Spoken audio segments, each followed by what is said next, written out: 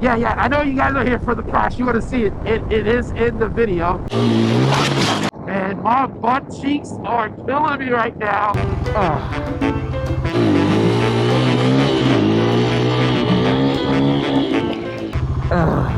Oh yeah.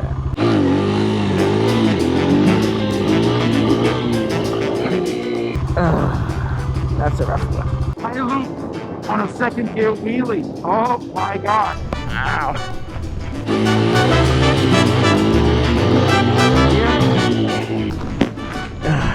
You can see the scraping, the damage on the Alpine Star's riding sneakers.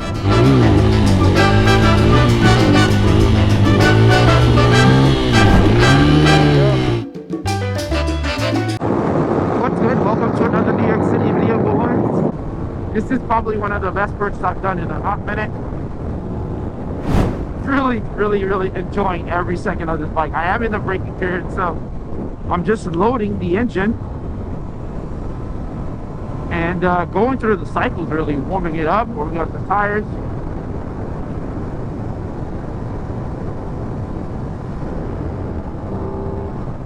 This thing is a track weapon. Track weapon. But that's not what we're here to talk about today, boy. Yes, as you can see from the intro, I crashed. I looped on a second gear wheelie. Oh my god. It's not something you wake up and then you're great at. You know, you don't wake up rich, you don't wake up, you know, fit, you don't wake up with everything perfect in your life. Everything takes practice and takes a lot of work and effort. And my butt cheeks are killing me right now. Funny thing is, I crashed yesterday on my wheelie bracket. Yeah, I know you guys are here for the crash. You want to see it. It is in the video. I will play it for you, but I just want to kind of preference things just to get a general idea as to what happened. So stick around and listen to this. It is definitely good. Yeah, man. So twice a week during my days off, you know, usually on the weekends, I go out half an hour practice and put in some work and getting comfortable with clutching it up, going to balance point, leveling the bike basically 12 o'clock, and then getting super comfortable with that. So, and the funny thing is, after I looped the bike, I continued. You know, I kept with the journey. I kept on practicing. When I first started doing it, clutching up, which was difficult, I dropped the bike. I looped. I fell. And then right after that, I kept practicing. It was a breakthrough. It was like, oh, okay, this is what happens if I do this or if I do that. And kept on going and improved tremendously. And then I moved to the next thing, which was, you know, balancing or leveling the bike, making it 12 o'clock. And in that same space, I did loop and understanding the precious value of the rear brake and learn and progress. Again, every glass ceiling I've hit, I've looped pretty bad, or at least I fell pretty bad. When I say pretty bad, I don't mean like hurting myself or you know, getting out of commission for like months because of what I'm doing. And you can see all of those battle scars on the riding shoe, to be honest. And in some cases you will see it on the foot pegs of the KLX 140RL because it takes the brunt. And the best part is buying a bike like this where you can beat it up a little bit and it doesn't really hurt the pocket, it doesn't hurt anything,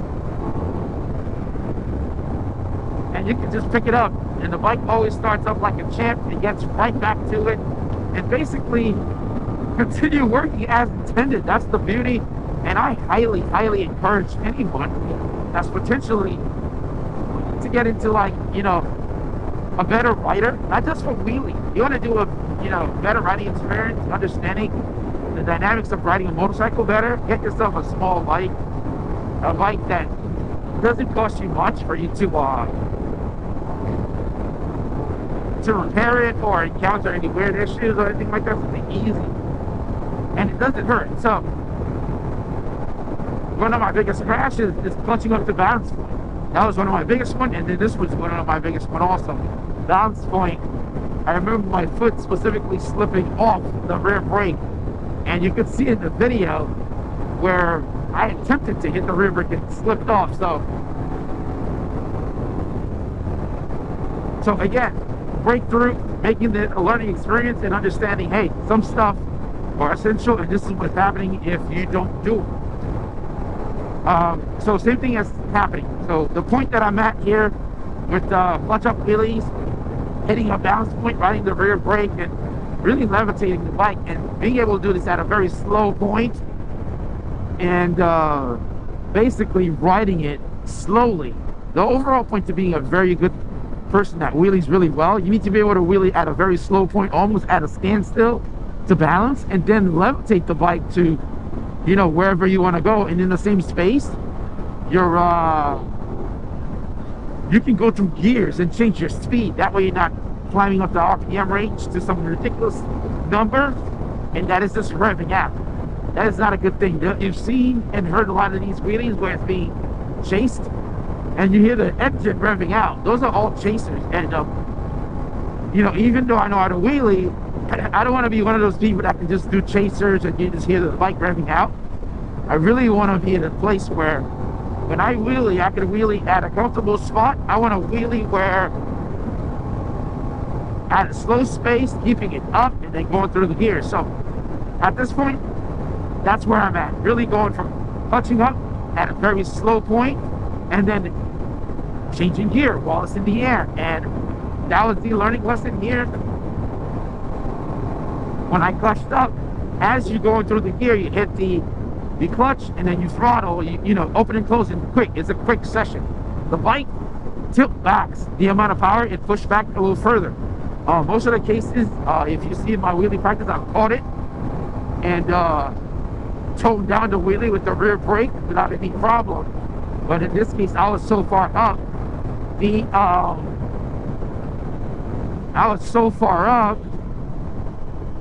at the 12 o'clock position. By the time I clutched up and I'm at balance point, and then I'm already high on the RPM, and I clutch again to go to second gear, I push the bike back almost, and you can see where I if you watch the video closely, I know this is a vertical, like a short style bike, short style video. You can see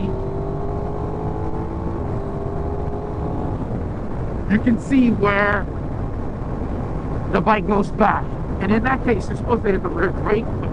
Sometimes it happens so fast and you need to be like reactionary to be able to do this. So that's the deal, man. And on the whole, I looped it. But the thing, I think there's a couple of things that came into play with looping the bike in that sense, man. I had double cameras. Basically, I had the camera shooting the short, I have a camera full on view like this, and then I was also operating my drone because I'm trying to get every angle of what I'm doing, not just for it to look cool. Really, overall idea is to have as much footage as possible, have as much data so I can review and look at it closely and make changes. And that's why I was able to learn how to wheelie in a couple of months up to balance point, and then going from first gear, second gear, third gear. It's because I'm able to really watch a lot. So I know I mentioned in the beginning, I practice doing wheelies twice a week, about half-an-hour sessions. But the rest of the week, between like me heading to the office, me working, I am doing a lot of re-watching, slowing down, watching what I'm doing, watching my hands, watching my body position. So most of the learning happened off the bike. That's the funny thing. So might as well roll that that loop so you guys can take a look at it right now, and we'll be right back.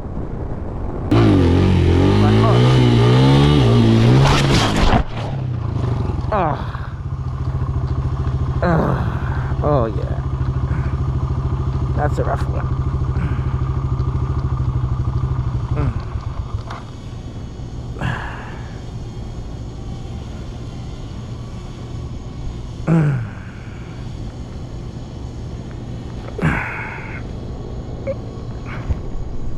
Ow.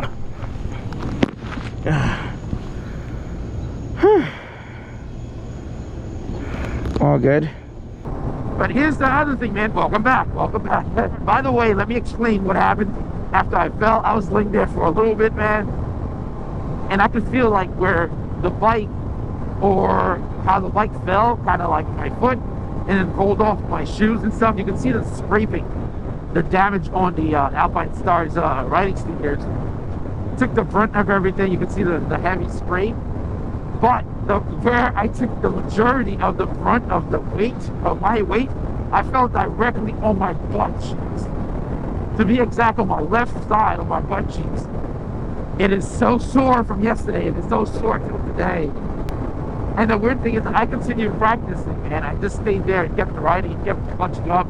It didn't strike fear in me. In most cases, when something like this happened, something major, it strikes fear, and I start clutching up lower, or my confidence changed. To be honest, I was a little bit more upset. I was like, what? I looped? No way. You know, it's like, I know where I'm at. I know how well I practiced everything, and I got it memorized.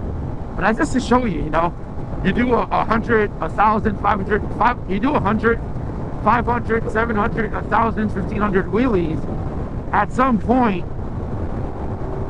you know, anything can happen. It's like rolling the dice. You can be an amazing person that does wheelies. I mean, you've seen like Jason Brayton, you've seen Aaron Colton wheelie, and every now and then they dump it. So this is not a foolproof 100% thing. You're going to learn. You're going to be absolutely amazing, and you'll never have the faulty mistake. So this also taught me something very, very important, that there is no silver lining. Like, you will be an amazing person that does wheelie, and nothing will ever happen badly. So keep that in mind. Also, if you're out there, you're rolling the dice, and then you want to be very good at that. So it was a learning thing for me, because I'm assuming in my head, it's like, okay, once I get to a point where I'm like super amazing at doing wheelies, nothing will ever go wrong, because I'll be so great at it. But that is not the case at all.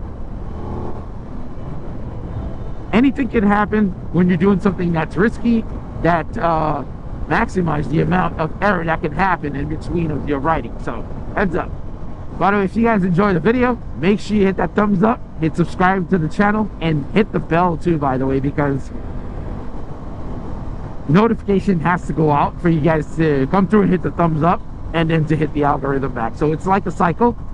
And if you guys like the content, again, I got Ducati content, I got Aprilia content, I have Kawasaki content, and more bikes are coming. So we